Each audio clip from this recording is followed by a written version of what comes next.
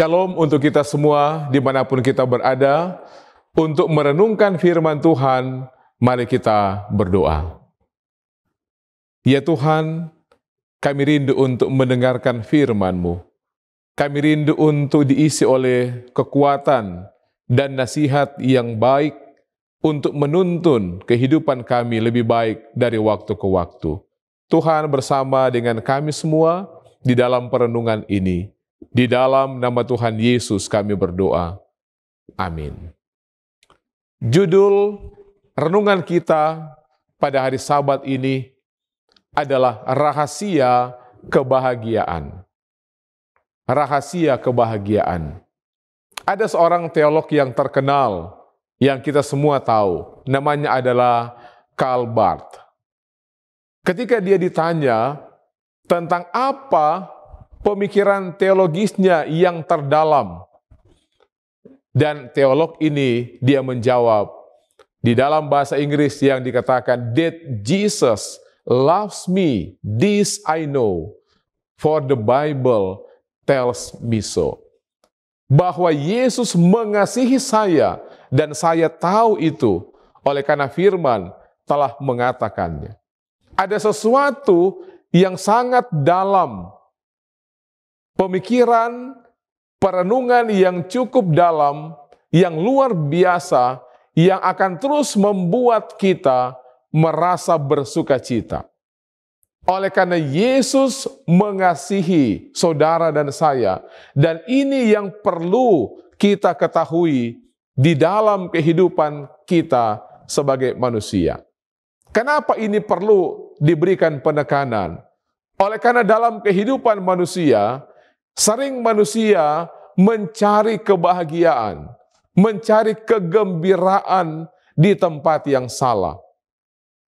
Tetapi telah terbukti berkali-kali bahwa hal-hal materi, hal-hal yang ada di atas dunia ini yang dianggap akan mendatangkan kebahagiaan, akan mendatangkan kepuasan di dalam kehidupan manusia. Namun dalam kenyataan sebaliknya, seringkali hal-hal inilah yang membuat manusia itu merasa sedih, merasa sakit hati, bahkan sering merampas akan kepuasan sejati kita. Jika kekayaan itu adalah sumber satu-satunya dari kebahagiaan, maka ada orang-orang di negara-negara yang maju, di negara-negara yang kaya adalah orang yang paling bahagia. Katakanlah di Amerika Utara, katakanlah di negara yang lain, negara Jepang, oleh karena begitu banyak miliarder di sana. Namun dalam kenyataan tidak demikian. Penelitian menunjukkan bahwa di Amerika Utara hanya 20% orang Amerika Utara yang bahagia. Dan ini sesuatu yang berbeda. Mungkin juga kita berpikir bahwa hal-hal inilah yang akan membuat kita merasa bahagia ketika kita mencapai akan hal-hal tersebut. Tetapi tidak demikian. Bagaimana kebahagiaan dan kepuasan di dalam kehidupan yang sejati yang Tuhan ajarkan? Pada saat ini saya mengajak kita untuk merenungkan atau melihat bagaimana kehidupan dari Rasul Paulus. Memang Rasul Paulus dia bukan salah satu dari 12 murid Kristus yang berjalan dimanapun Yesus berada. Namun dia adalah seorang yang benar-benar menyerahkan kehidupannya setelah pertobatannya, setelah perjumpaannya dengan Tuhan Yesus. Dia memiliki perjumpaan pribadi. Dia memberitakan Injil Kristus. Dia menjadi seorang penginjil yang hebat. Dia adalah seorang misionaris. Dia yang telah membuka, menanam berbagai gereja yang semakin banyak pada saat itu. Dia adalah seorang administrator. Dia adalah seorang pemimpin yang baik. Dan ketika tiba pada akhir hidupnya, Rasul Paulus, dia siap untuk menikmati kehidupan. Hasil dari semua pekerjaan pelayanan yang telah ia buat. Tetapi tiba-tiba dia harus ditawan di dalam penjara, dimasukkan di dalam penjara. Dan ini sebenarnya akan mempengaruhi kerangka atau cara berpikirnya. Dia sebenarnya akan merasa sedih oleh karena dimasukkan ke dalam penjara. Dia akan merasa tertekan, dia akan merasa khawatir dan putus asa di dalam kehidupan. Oleh karena berbeda dari harapan sebenarnya dalam kehidupan manusia pada umumnya. Dan dia memiliki alasan untuk mengatakan itu kepada Tuhan. Tuhan, kenapa saya harus dimasukkan ke dalam penjara? Saya telah berkorban banyak di masa-masa yang lalu. Dan Rasul Paulus tidak melakukan itu. Dia tahu bahwa Tuhan telah melakukan yang terbaik di dalam kehidupan dari Rasul Paulus. Dalam suratnya kepada jemaat Filipi, Rasul Paulus dia membuat satu pertanyaan yang menarik tentang kebahagiaan dan kepuasan. Dan kita lihat Paulus katakan kepada mereka, saudara-saudara, saya telah belajar rahasia kebahagiaan atau kepuasan itu. Untuk merasa puas dan bahagia, sebenarnya saya tidak membutuhkan apa-apa lagi. Dia katakan bahwa yang saya butuhkan justru saya sudah miliki selama ini. Karena itu saya merasa berbahagia. Walaupun dalam kelangkaan sekalipun, saya puas. Dalam kebebasanku pun, saya puas. Dalam pemenjaraanku pun, saya puas. Ketika saya kenyang, saya merasa puas.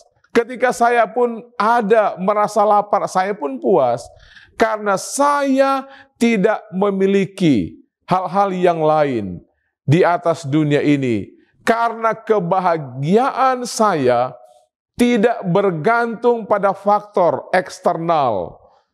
Oleh karena kebahagiaan dan sukacita saya dan kepuasan saya berasal dari hubungan saya dengan Yesus. Kalau kita lihat dalam Filipi 4 ayat 10-13, Rasul Paulus dia mengungkapkan ini. Aku sangat bersukacita dalam Tuhan bahwa akhirnya pikiranmu dan perasaanmu bertumbuh kembali untuk aku. Memang selalu ada perhatianmu, tetapi tidak ada kesempatan bagimu. Kukatakan ini bukanlah karena kekurangan, sebab aku telah belajar mencukupkan diri dalam segala keadaan. Aku tahu apa itu kekurangan, dan aku tahu apa itu kelimpahan. Dalam segala hal dan dalam segala perkara, tidak ada sesuatu yang merupakan rahasia bagiku, baik dalam hal kenyang maupun dalam hal kelaparan, baik dalam hal kelimpahan maupun dalam hal kekurangan. Segala perkara dapat kutanggung di dalam Dia yang memberi kekuatan kepadaku. Luar biasa. Filipi 4 ayat 10-13. Firman Tuhan, pengalaman dari Paulus boleh menjadi pelajaran yang sangat baik di dalam kehidupan kita. Rasul Paulus berdasarkan 2 Korintus 11 ayat 24-29. Dia mengalami pemenjaraan, penganiayaan, pukulan, kapal karam, ancaman demi ancaman yang sudah menjadi bagian di dalam kehidupan Rasul Paulus. Tetapi sekali lagi, Rasul Paulus memberikan kekuatan bahwa dikatakan dia telah belajar rahasia untuk menjadi bahagia, untuk merasa puas adalah ketika dia bergantung kepada Tuhan. Kepuasan Paulus bukan bergantung kepada keuntungan pribadinya atau hal-hal yang lain, tetapi ketika dia merasa bahwa ada hubungan yang erat dengan Yesus, dan itulah yang akan membuat Rasul Paulus yang telah merasa puas dalam kehidupannya setiap hari. Ada hal-hal yang perlu kita lihat dalam kehidupan kita. Bagaimana kehidupan yang bahagia itu? Yang pertama adalah jalani hidup Anda dengan tujuan. Kita hidup di dunia ini harus punya tujuan, harus punya rencana, dan harus punya hal-hal yang penting dalam kehidupan untuk dicapai.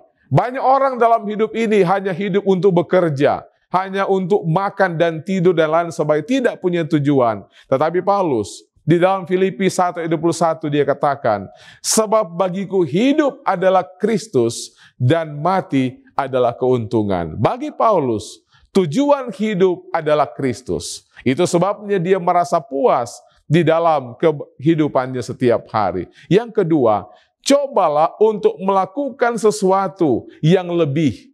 Tidak hanya biasa-biasa saja. Tidak hanya puas dengan status quo. Berusaha untuk melakukan hal-hal yang besar. Yohanes 14 ayat yang ke-12 firman Tuhan.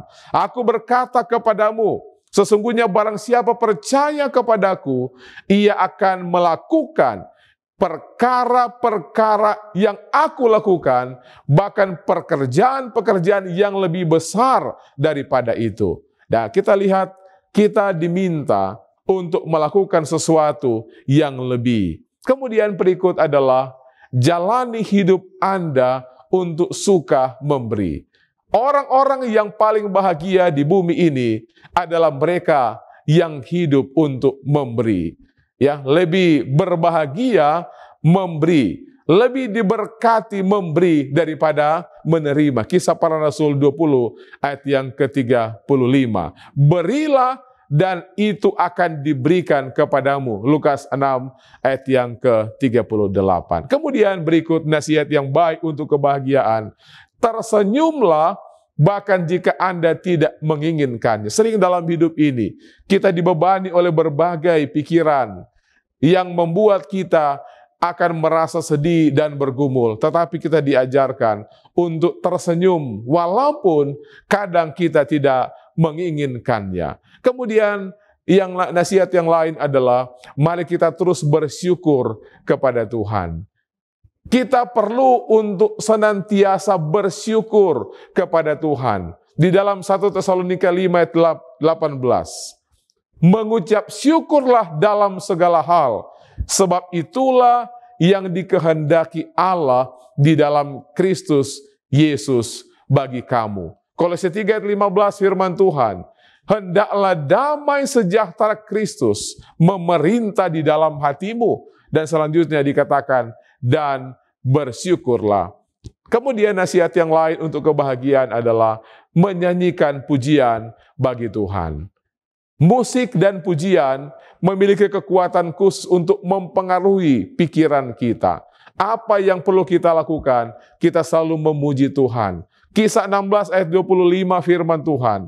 Tetapi kira-kira tengah malam, Paulus dan Silas berdoa dan menyanyikan puji-pujian kepada Allah, dan orang-orang hukuman lain mendengarkan mereka. Wah, di dalam kehidupan dari Paulus dan Silas, mereka praktekkan untuk senantiasa menyanyi kepada Tuhan. Mazmur 136 ayat 1.